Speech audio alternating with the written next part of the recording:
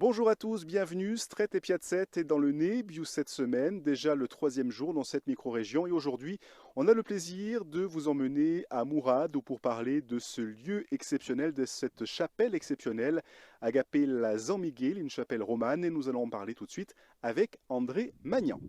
France Bleu, RCFM.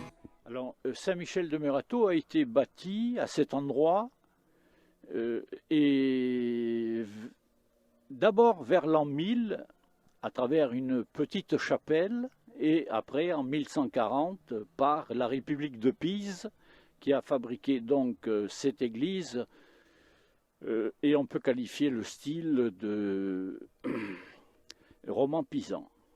Le fait qu'il soit sur ce sommet ne laisse rien au hasard.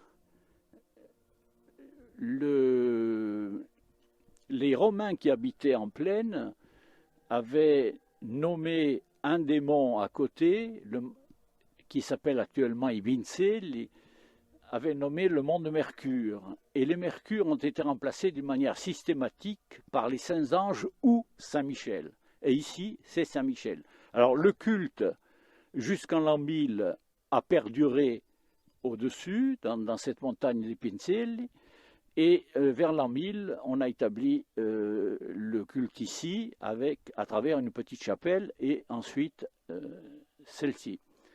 Alors, nous fêtons la Saint-Michel le 8 mai, et non pas le 29 septembre, comme on le fait d'habitude, pour simple raison, c'est que il y a quelques communes, quelques églises qui fêtent encore le 8 mai, mais il y en a très peu, il n'y en a que 3 en Haute-Corse d'ailleurs. Et ça se traduit par une procession. On descend la statue de Saint-Michel vers les 10 heures du matin, et ensuite à 11 heures, il y a une messe, et tout autour, dans ce pré, nous avons des stands d'hiver qui durent toute la journée. Voilà. C'est un peu la fête patronale, c'est un peu la fête du village, quoi, en quelque sorte. Voilà. La préservation. La préservation, elle passe d'abord par l'architecte en chef des monuments historiques, puisque c'est lui qui est responsable de tout ce qui est autour et de l'église elle-même, d'une manière, j'allais dire, à longueur d'année, quoi. Maintenant, lorsque des travaux sont décidés, c'est l'architecte en chef des monuments historiques qui prend ça en main et qui peut décider des travaux à faire en fonction de certains accords et en attendant que telle ou telle somme soit réunie, bien entendu. Hein, et à partir de là, il lance un chantier où on emploie différents métiers, si c'est un problème de toiture, ou si c'est un problème d'ensemble, ou si c'est tout autre problème, quoi. Hein.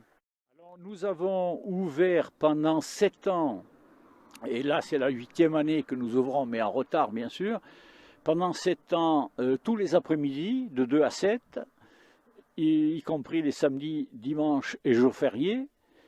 Et les habitués, c'est-à-dire par exemple ces dames les guides de Bastia, étaient parfaitement au courant de l'ouverture. Donc d'une manière systématique, on recevait les cars qui montaient de préférence ici plutôt que la Marane ou la cathédrale du Nebbio, qui était généralement fermée ou inaccessible pour le Nebbio.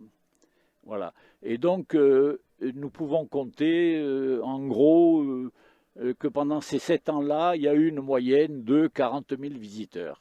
Et demain, nous irons à Balegal et dans Stret et Piazzette, et toujours dans le Nebbio, on va parler agriculture, agropastoralisme avec un berger, Jean-Noël Casanova, tradition familiale également chez les Casanova depuis 3 générations. On le retrouve donc demain dans Stret e Piazzette à Balegal. E ringrazio a tutti e a domani. France Bleu, RCFM.